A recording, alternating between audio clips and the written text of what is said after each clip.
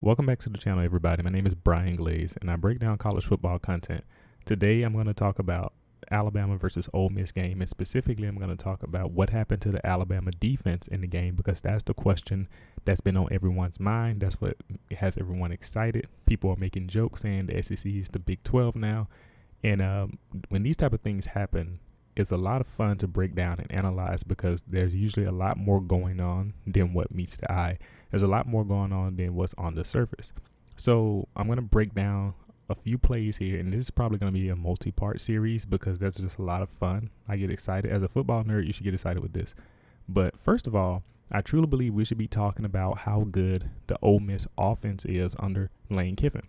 As a football nerd, watching them schemes that they had, they excite me because they do things that puts the defense in a bad position where you have to play it perfectly or you're going to lose. And when Lane Kiffin was the offensive coordinator at Alabama, this happened consistently when he would throw his hands up to celebrate a touchdown before the play even finished. He can do that because he understands offenses so well.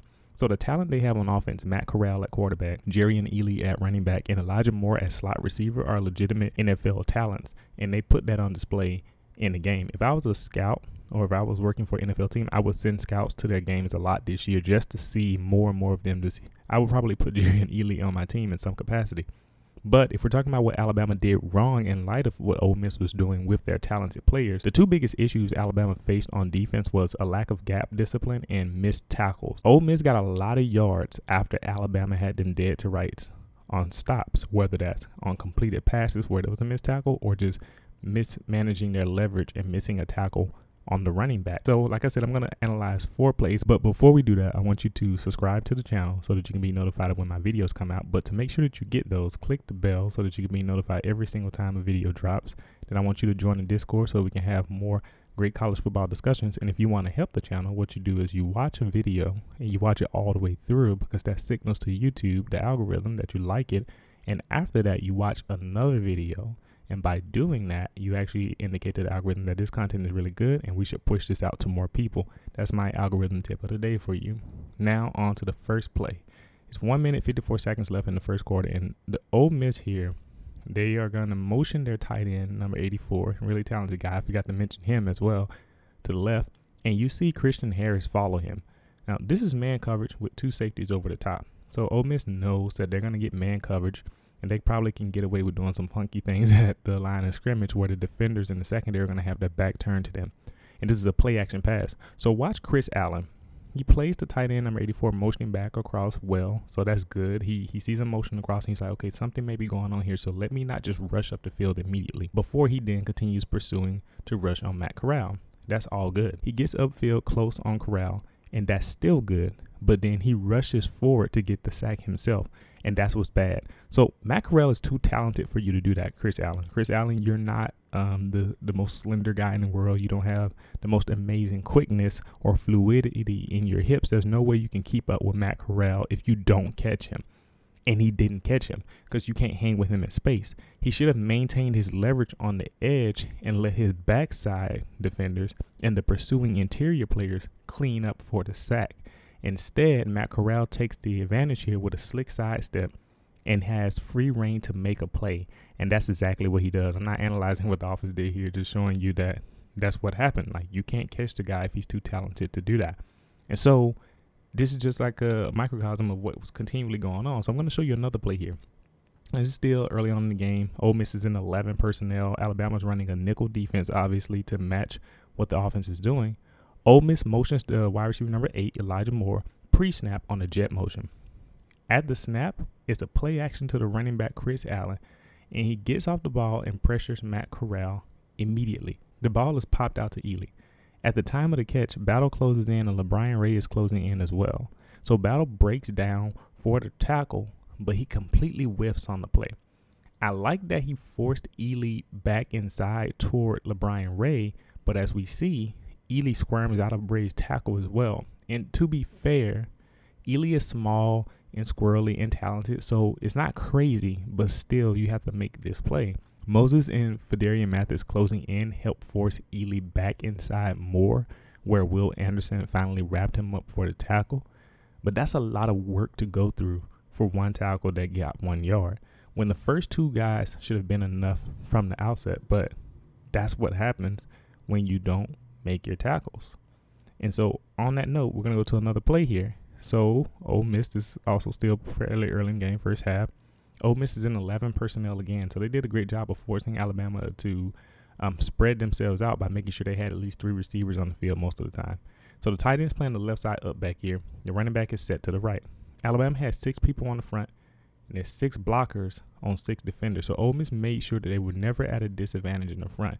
And they took advantage of the fact that Alabama likes to do that. Alabama knows that they have talented players in the front. So they don't have to typically overload the box or put a whole bunch of players down there to stop the run. They usually can count on their guys even beating mismatches in terms of numbers sometimes. But Ole Miss knew how to take advantage of the fact that there would be at least even number of defenders with their even number of blockers. So this is good design. They pull the right guard at the snap while the tight end number 84 starts going right. But then he cuts back to the left to start blocking, so it's a bit of misdirection here. Notice that the Bama front all shifted slightly in the same direction that the offense did at the snap with the motion. But then the defense saw the counter. So far, fine. They saw it. They're about to adjust. But watch Will Anderson at the right outside linebacker. Instead of maintaining leverage on the outside shoulder of the left tackle, he cuts inside the shoulder past the blocking tight end, hoping to get a tackle for a loss. And that's a very bad idea. That was not coached. Pete Golding, Nick Saban, nobody coached that out of those players to do that. That's just them trying to make a play on their own. And the reason why that's a bad idea is because when you lose leverage, it works. If it works, you got a nice tackle for loss. If it doesn't, you've left yourself very vulnerable. Eli gets around that cut through very easily. He runs right past Will Anderson.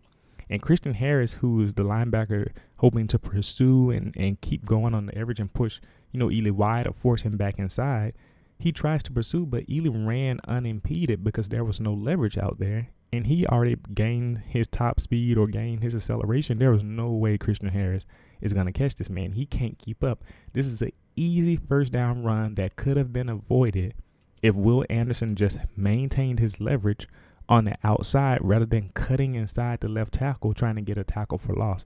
Those type of things are what extends drives. Those type of plays are what makes it difficult to play consistent defense, and it makes you look bad overall. Now, the last play I'm going to show you today is 6 minutes and 7 seconds left in the second quarter. Ole Miss is running, 10 personnel here, which is basically 4 wide. The running back is set to the right. Alabama's in a dime defense, obviously, because they want to counter 4 wide receivers. So they have 5 people in the front, 5 on 5 blockers. Ole Miss did it again. At the snap, the Bama D-line holds up fairly well, although the double team on number 92 at right end gives a little leverage away, but he still maintains. Watch DJ Dale and Dylan Moses specifically. DJ Dale beats the center by getting pushed up the middle, and Eli can't run up the middle here, so he's thinking I need to kind of work my way and see if I can get some yards somewhere else, maybe going through another gap, or most likely going to the outside, which is what he ultimately does to do, because Dylan Moses makes sure to hover in the B gap. And that's good so far. But then Eli starts to bounce outside, or he gives the impression that he is. And Dylan Moses just reacts way too slow here. Dylan Moses kind of hangs around in the B gap as he's thinking that Eli might cut back. The problem with doing that is that DJ Dale beat the center up the middle, and the center had no way of controlling him. DJ Dale was forcing Eli to run to the outside. So all Dylan Moses had to do was run to the outside and maintain outside leverage and most likely get the tackle. But even if he didn't, guess where Eli was going to have to go? Back to the inside. And if he went back to the inside, I highly doubt that he was going to break free from DJ Dale getting his hands on him. Even if 92, like I said, was being pushed back and there was a little room there, DJ Dale had beat the center so badly that he had the control in that situation, and he most likely would have wrapped up Eli for the tackle. But because Dylan Moses was so worried about making sure that Eli didn't cut back to the B and run through, then he gave up outside leverage, and Eli was able to run for 5 yards. And it doesn't seem like a lot because it's a 5-yard run, but if that consistently happens throughout the game in your run defense, what do you think is going to happen to you when you're trying to defend? And Ole Miss, this is how they sustained and maintained drives throughout the game. Alabama not doing the simple things that they used to do really well all the time that will prevent your offense from being successful against them. And a lot of people want to blame the defensive coordinator, Pete Golden.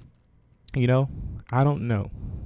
Because at this point, for me, they called the right scheme.